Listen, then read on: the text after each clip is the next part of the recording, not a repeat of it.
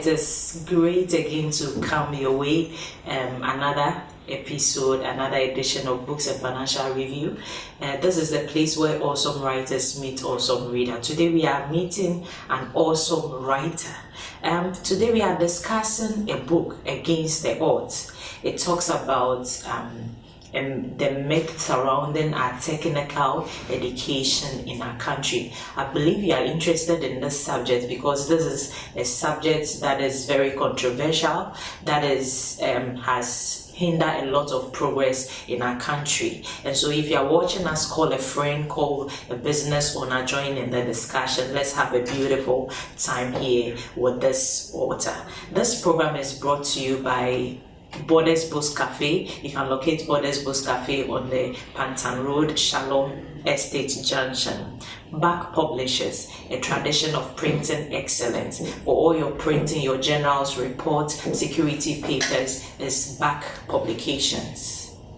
Famous Accounting Services, for all your accounting services, taxation, payroll, payee, tax returns, accounting services, final accounts, monthly trial balance. It is Famous Accounting Services. Famous says building businesses beyond just one generation. Stay tuned as I come back to introduce this guest, this author. Let's have an awesome time today.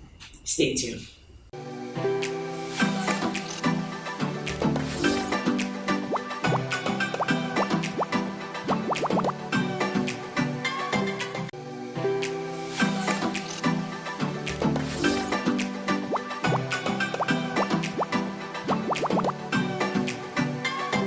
Welcome back. If it's just joining us, this is your favorite and number one book show.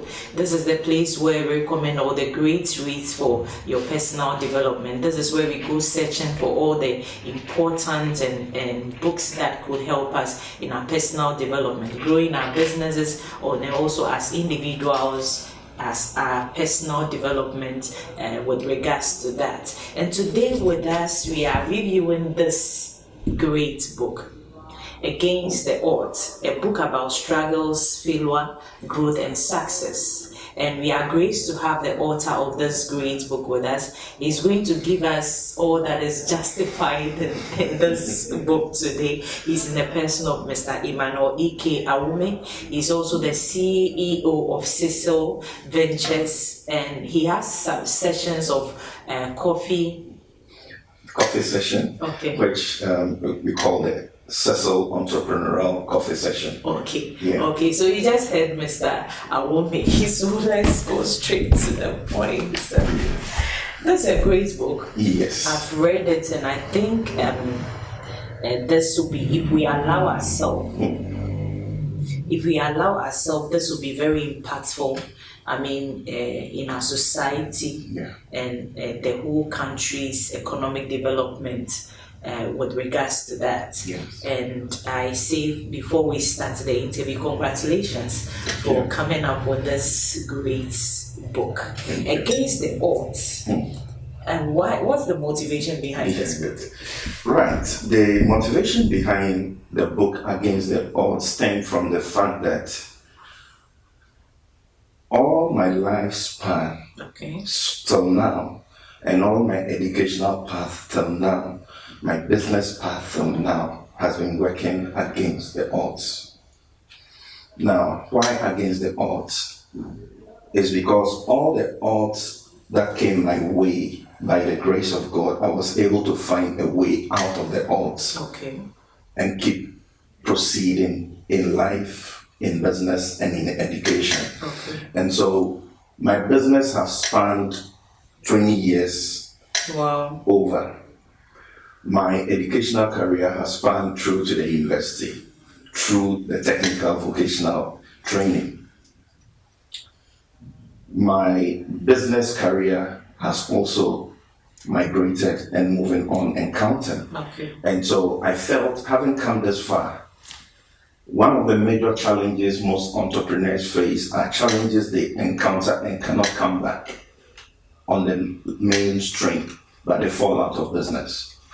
Others go through and have challenges with education, and then they truncate it on the way. Others face life challenges and they sort of give up. Frustration, depression sets in, and their life expectancies are cut short. So I felt, what could be my success story without impacting the next generation? Okay. My success story can only be read in the next generation. And so let me put this together so that it can be a formative material to students, to startup entrepreneurs, and even upstarts to learn and make their learning curve shorter. Some of us went through the long process of learning through our mistakes, get our corrections done, and proceeding in life. And if you know the mistakes, you learn from the failures, then you are in the position to avoid doing more mistakes, but rather chalking more successes in your life. So it makes your learning curve shorter. And by so doing, economic growth, even in the country, goes higher.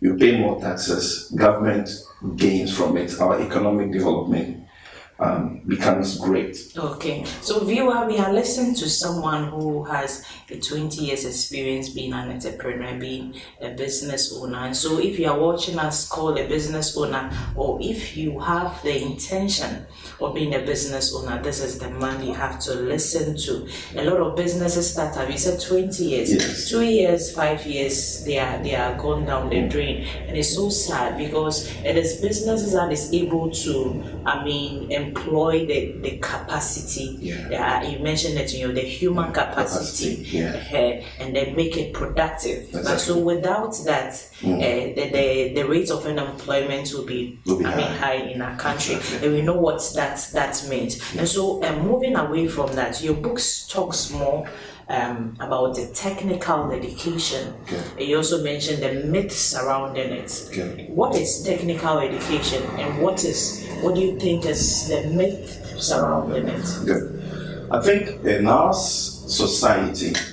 we have two major streams of education. Yeah. The regular stream education that takes you through secondary, through the university, and you proceed on. The other stream is going through technical vocational education, and you proceed on.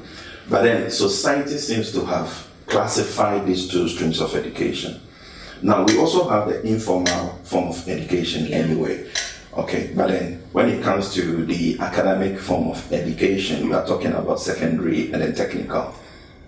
But society has, for whatever reason, managed to class these two academic form of education, which is the technical, vocational, being classed as those who are probably academic deficient, and the secondary education being those who are academic elite.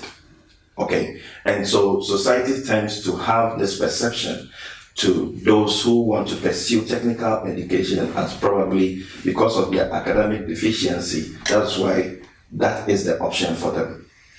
And then those who are academic elite have the option of going through secondary education. So I, for instance, started with my secondary education and I got to Form 2. Okay. Then I started discovering myself and realized I'm more of a skills person. I believe in hands-on work. And I had this passion towards automobiles. So I felt starting with automobile engineering would do good for me because I would have gotten enough information within the automobile space to be able to unearth my talent and passion in that space. Okay. So I proposed that to my parents that I would rather prefer to go to the technical school because that is where I'll get a practical knowledge of what I desire to become in future as an automobile engineer. Your parents were supportive then because other people would not allow that. You should see what happened. It was a battle actually. Okay. All right. My dad was of the opinion I can become an engineer when I get to the university. Okay. My mom was with the opinion if that is what he wants, kindly allow him to pursue that because I have identified that passion in him growing up. Okay. So there was a bit of battle at home, all right? But then my mom really was on my side and I was also very strong, passionate against my dad not wanting to allow me go that way because I felt that's my future. At the end of the day, my future will be in my hands, not in the hands of my dad. Yeah. So I gathered the courage to let him know that I am just a product under their umbrella right now. Beyond them, I'll have to be a product on my own. Yeah. How do I manage that product if I don't have the passion to drive it? And passion is key to drive anything you want to do in this world. And so if my drive is into automobile, engineering, and technical education is what will give me that, to strengthen my knowledge base, my capacity to be able to strive through this world, then please, Daddy, allow me to do that. So it was a battle until he eventually allowed me. And so I truncated my education at the secondary Form 2 level, and then went and started from the first stage in the technical school. Okay. So at the end of my technical education, look what happened. Out of the best 25 students all over the country, the technical schools, I was the first among the best 25. Wow. Who was awarded a bronze medal from the City and Guilds of London Institute. I think that's in the book. Exactly. And then the technical education certification was managed by City and Guilds of London. Okay, so I became first, and that award was given to me right here by the Director General of the then Director General of City and Guilds of London. He flew to Ghana to award me that medal among the other 25 students. And so when I chose this, the perception and the stigma started haunting me from the community, from friends, because I was with some friends back at school, at the secondary school. Then they realized I had truncated and I've gone to the technical school. So you can imagine the perception. Or because he's dropped out of school, he can't stand the secondary education stuff. That is why he's gone to the technical school. Now you come home and it's like, oh, now he's a technical student. That means probably he's not very intelligent. But then look at what pursued in there, the heights I got, So it continued. Actually, so when I graduated, I did not stop at the technical school. I went further to USD School of Money to pursue the advanced program in automobile engineering. And graduated successfully. I did not stop there. To prove that stigma in society wrong, I decided to pick up a program at GIMPA in marketing and have my first degree in marketing. Now tell me, where lies the stigma? Or where lies the perception that people who pick up technical vocational education are, excuse me, probably to say, academic deficient? So I have my academics and I have my technical. So I have a blend of both academia and technical vocational education here. So the second stage was to also break that myth in society that is attributed to people who work within the informal sector. Now, statistics has proven that the informal sector employs about 86.6% of the total labor force in this country. That's for the informal sector. Informal sector. The technical, the public sector employs 6.3% of the total labor force in this country. And the private formal sector employs about 7% of the total labor force in this country. So you hold on to that. We'll come back to that after the break. And so if you are listening to us, we are reviewing this powerful book. This is the only platform where we get to recommend all the great reads for your personal development. Stay tuned, we'll be right back.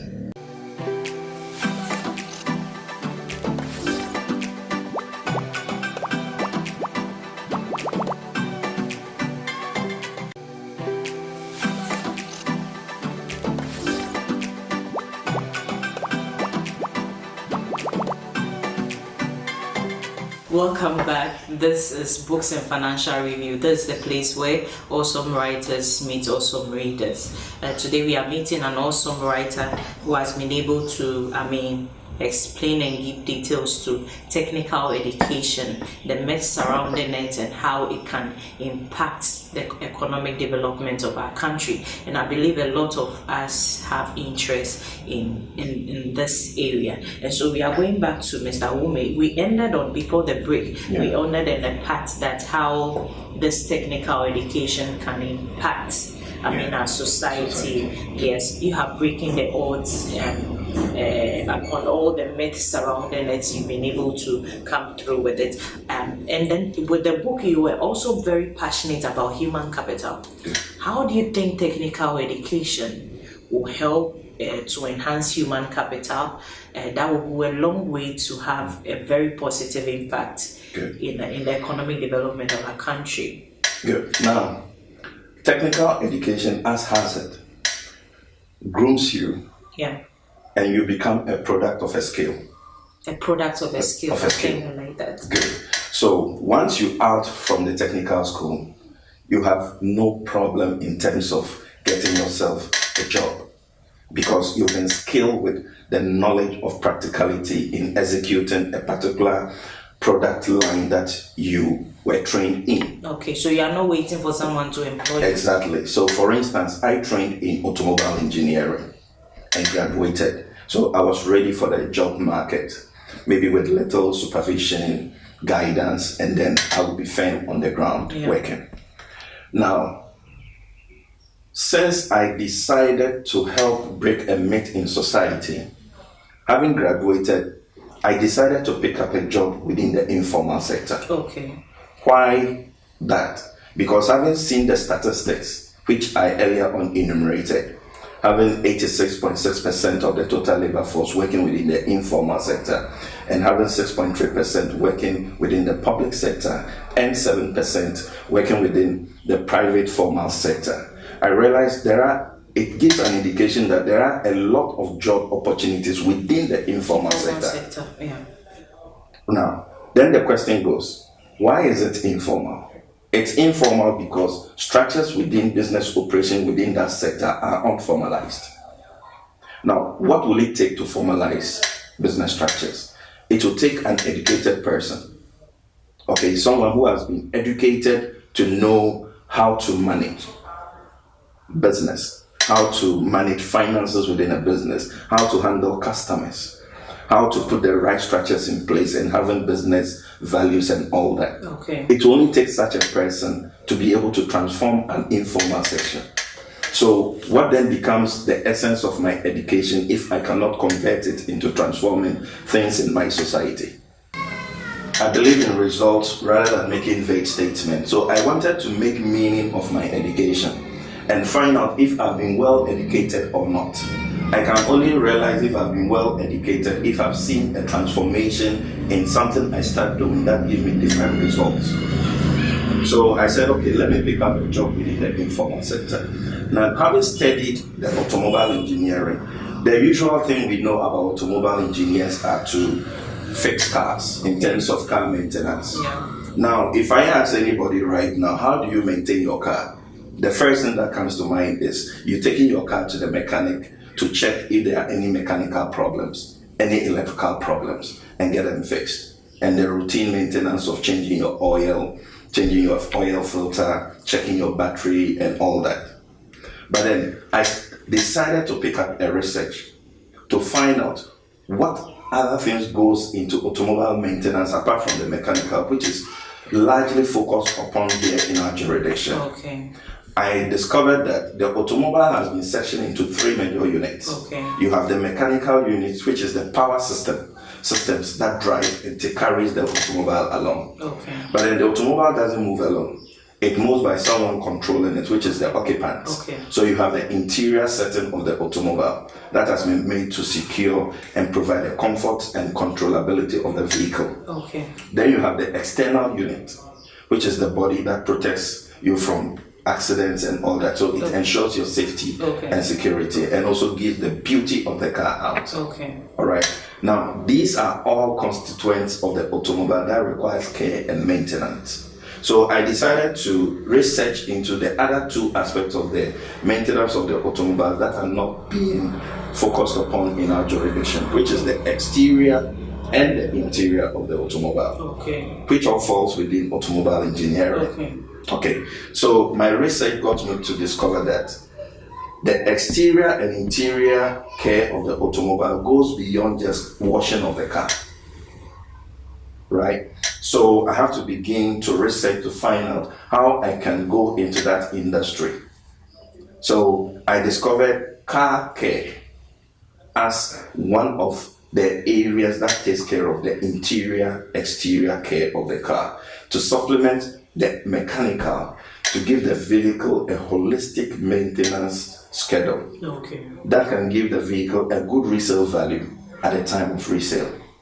Okay, so I researched into that and invested my time and money into that sector. That is how Cecil came up in the year 2000. All right, so having come out of school, I used the knowledge I gathered from school, did research, and discovered a new business within a new environment. Okay, and this we will associate this with your technical education, both the technical education and the academia. Exactly. So the technical education is equally important, just as the academic, just because you mentioned right away, just after school you have a practical skill to work with. Exactly. You are not sitting down for someone to give you employment before you are able to start something. Exactly. So for instance, having graduated, I really wrote a lot of applications, as every student will want to do. Okay. I wrote to most of the automobile companies in this country. None of them really gave me the opportunity. Okay. That was where it dawned on me that I have a skill. No one is ready to employ me to make use of that skill. Okay. What then becomes of me if nobody employs me? Okay. I asked myself. Okay.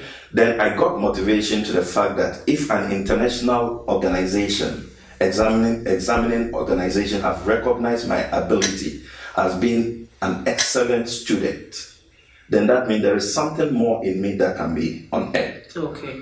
Should I sit for it to be wasted if nobody employs me? Then I realized it goes beyond just somebody employing you.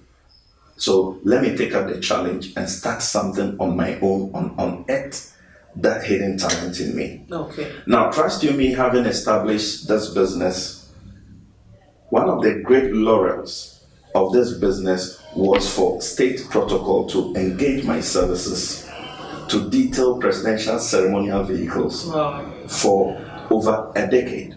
Wow. So usually on the 6th of March, how the presidential ceremonial vehicle looks sleek, bright, and look very beautiful on the tarmac. That has been the work from Cecil Ventures. Congratulations. Thank you. So you get it. Yeah. So look at what technical education I've done. And over the period, I have employed over 600 staff, trained for over the 20 years period. To cite one of the importance of technical education, you want to look at the fact that having established my business through technical vocational education, I was cited by state protocol to have been responsible for detailing presidential ceremonial vehicles for over a decade.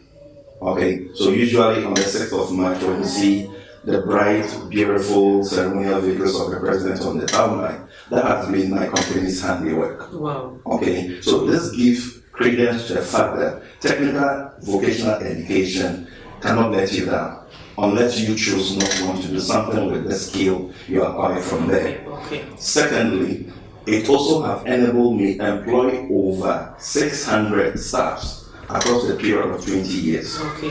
These people would have joined their unemployed. Mm-hmm. Okay. And some of them have gone further to join the police. Others have joined the nursing profession. Others have become teachers because I manage my business space as a training center. Okay. So you don't just come in as a worker, but you come in and I encourage you to continue and pursue whatever dream you choose to. Okay. So some of them go to school and then come back during vacation to come and work, raise some money and continue. Okay. That is the kind of environment I set up, just to motivate them to realize that technical vocational education is not as society perceives it today. Okay. That's a great take on that.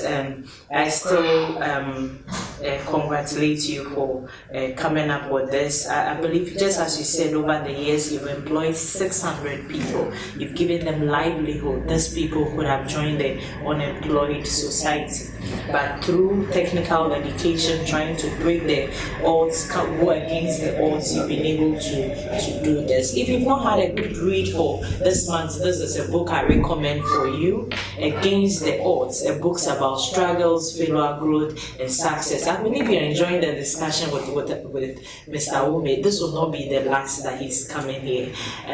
Since he has 20 years of experience, we will keep yes, for him to come here to give us all the challenges. Time will not enable us, go through the journey with him. But then from time to time, as the opportunity presents itself, we'll call on him to give us all that he has in stock, the experiences, the challenges, how he's been able to overcome the challenges in his venture. And so on this note, if you've not had a good read, call 024-8859-319. You call the same number also to join Africa Must Read Book Club. If you're an adult out there, you want to improve on your learning skills, we are looking at this book and how we are talking about, you wish you could read, but then because of some situations you'll not be able to read. Call 024-8859-319. Remember, this program is brought to you by Back Publishers, a tradition of printing excellence. For your excellence printing is Back Publishers. We'll be right back after the break.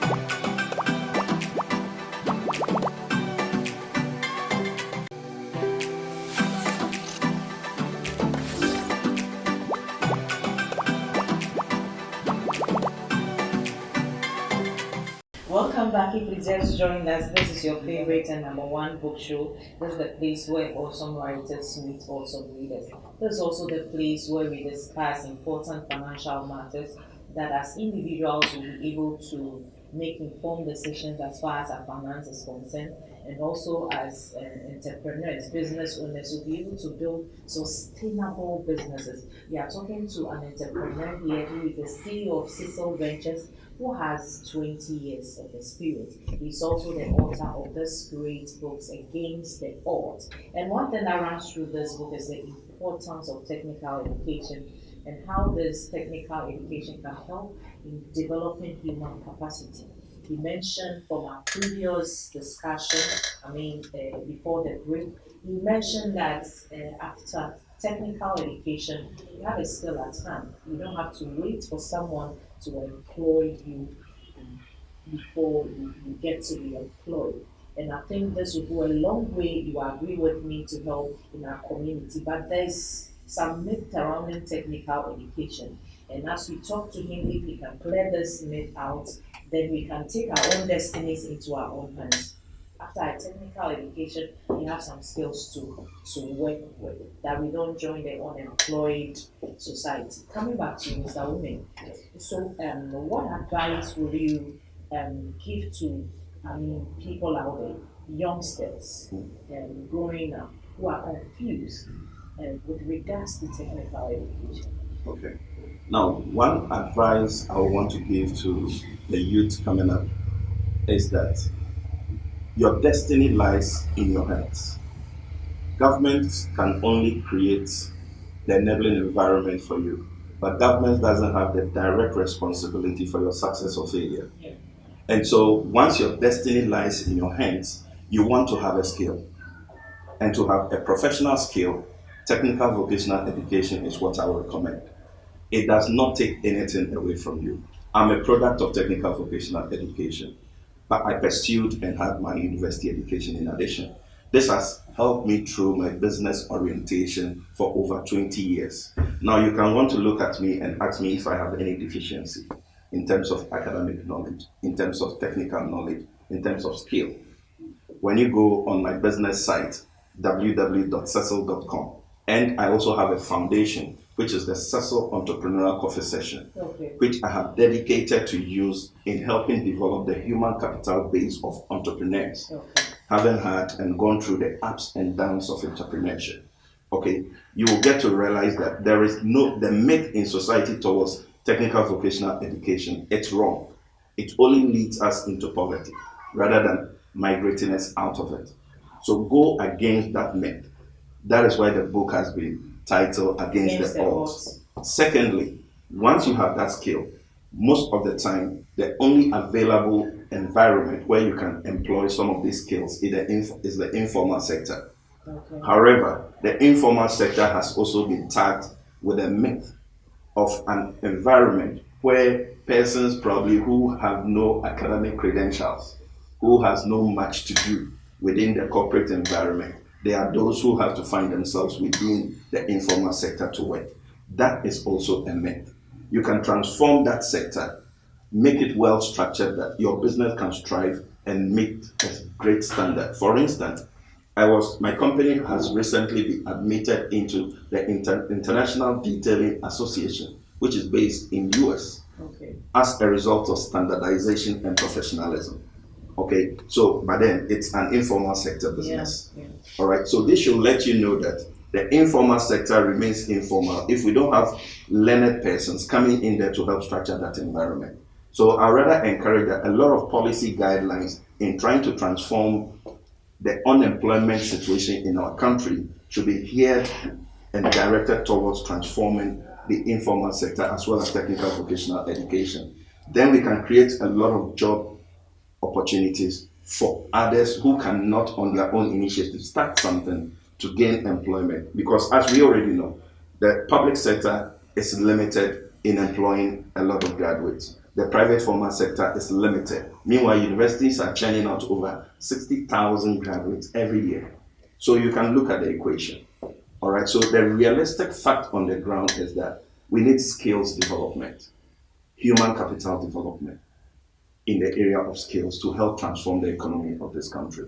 I believe this is such a wonderful take on technical education, and one thing I've learned through our discussion is that with technical education, an individual becomes self-reliant. Exactly. You will not be dependent on the government to employ you or for someone to employ you before you get to it. Although we cannot all be business owners, but I think you have that self-reliance that you can do things for yourself. I think there's such a wonderful take, but time will not permit us to go through all of it. But then I promise viewers that I believe you are enjoying the delivery of and the take of Mr. Awume, and so we'll be calling on him from time to time. It's not just being out there. We couldn't go through his aspect of as an entrepreneur, his challenges, his success and all that, but we'll be calling on him from time to time to be able to give us all of that. You know, on this platform, apart from reviewing quality books, we are also growing businesses into giant companies, and I believe with 20 years of experience, he has a lot to teach us. So we come back to you, Mr. Awume, for your final words. Okay. Now, even as we motivate and encourage young ones to go entrepreneurial, the entrepreneurial space is not just a lousy space. It's not a space when you come into, you have it all grooming. There are the challenges, and life, of course, never goes away without challenges. So you want to be a good manager of challenges, to be in the entrepreneurial space. So my advice to you is get yourself groomed, strengthened, and prepared for the challenges within that space. So for instance, I had, within the first 8 years of my business, I went bankrupt as a result of an ungrateful partner. This is a book that will help you with the struggles of being an entrepreneur, being a business owner. He has had experience, he's been there. And so is the person who has been there is the only one who can advise us because he has been there. Thank you so much for making time with us. Thank you, Mr. Awume. Thank you, Mr. Awume, for this great time, for this great delivery. I believe one thing that runs through our discussion is that with technical education, you become self-reliant. You have an already skill that you can depend on yourself. You don't have to wait for someone to employ. And this goes a long way to help in the economic development of our country. Because if you work for yourself, you are going to pay taxes to the government. And so thank you for making time with us. This program is brought to you by back publishers, tradition of printing excellence, Femis Accounting Services, growing businesses beyond just one generation. Borders Books Cafe, a place to be inspired. Thank you so much for making time with us. Thanks to my producer and the production team. Make time with us, same time next week. Until then, stay blessed, keep reading. Call me Veronica Usua Kobe.